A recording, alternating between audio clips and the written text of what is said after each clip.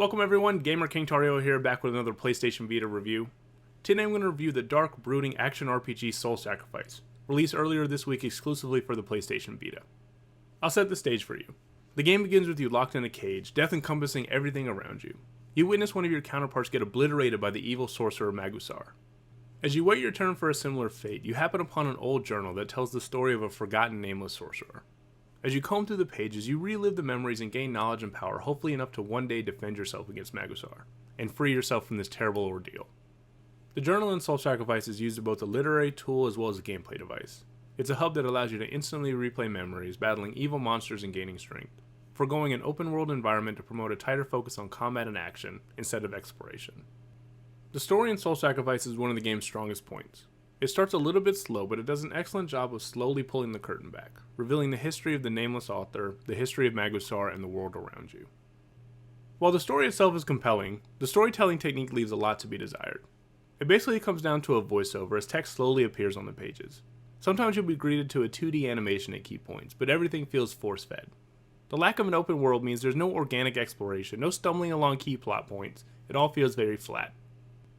Action is what Soul Sacrifice is really about, and this is where the hub system is a positive. It fits perfectly into the portability of the Vita and shows that games that are designed from the Vita from the start can do some pretty cool things. You can easily select a quest and jump right into the action with very little exposition or filler. Combat in the game forgoes the normal weapon, armor, leveling experience for a sacrifice and offering system. I won't spend the whole review detailing the combat. You guys can check out my Soul Sacrifice basic guide for more info on them, though the offering system in particular I really enjoyed. Every move in the game is tied to a particular offering or spell, and you're only allowed to carry a set number of those into any memory. This system makes the game much more about technique and strategy than about raw stat numbers. You're allowed to easily save dozens of preset offering setups, so you can cater your offerings to each individual fighter monster. For example, if you're fighting an enemy that does crazy close range damage, you can switch to a completely ranged build and kite them around the battlefield. Each offering can be leveled up by simply combining two identical offerings. So if you run into a tough monster, find a skill that works effectively and go back to a quest that has it as a reward, and you can grind it to create a more powerful version and best the beast. There is a difference between grinding and repetitiveness. They're not mutually exclusive, of course. Grinding is repetitive by nature. But grinding a monster to become more powerful to collect key offering gives you a reason to keep grinding, a reward, progress. For many, this is the only push they need to keep going forward. Unfortunately, Soul Sacrifice manages to be repetitive even without the progress reward of grinding. You're going to go through the quest, you're going to be asked to kill a pack of rats, cats, birds, umpteen times. If you're lucky, you're going to get to fight a different color slime monster in a different location that you've only seen twice before. This will be a deal breaker for some, and understandably so. Perhaps the greatest flaw of Soul Sacrifice is the lack of pure enemy variety, especially early on. The saving grace, of course, is that the Archfiends are just a hell of a lot of fun to fight. They look cool, they feel badass, and besting them feels like an accomplishment. Even after fighting the same ones over and over again, it's still entertaining, though it does become a bit dull. Soul Sacrifice seems to realize this too, giving you bonus side quests with artificial time limits. Killed a harpy 24 times? We'll try to kill it in a certain amount of time. It's a simple distraction with more challenge and better loot, and it fits perfectly into the portability of the Vita with those with time restraints. Each quest also gives you a score and a rating with better rewards for achieving the highest. Again, adding to the replay value, and not just completing the quest, but doing it in the best way possible. Another way to spice things up is to jump online.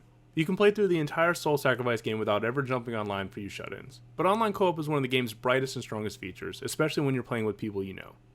The game's quick hub format allows you and up to 3 of your friends to tackle some of the game's toughest monsters together. It's almost like instantly logging on and getting into a raid-style boss fight.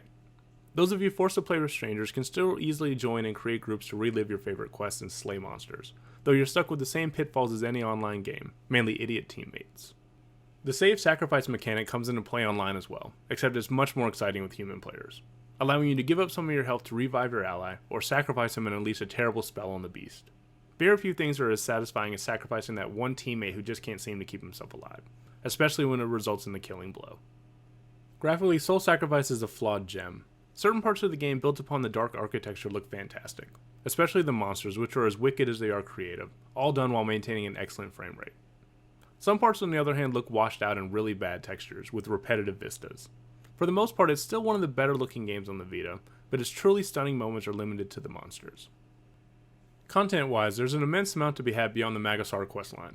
Even after 60 hours of the main game, 15 hours of the demo, there's still a bunch of other Avalon quests, sorcerer side missions, challenges to undertake, allies to level, new monsters to fight, and loot to collect. More importantly, even after all that time, I still want to keep playing, making Soul Sacrifice one of the best values on the Vita.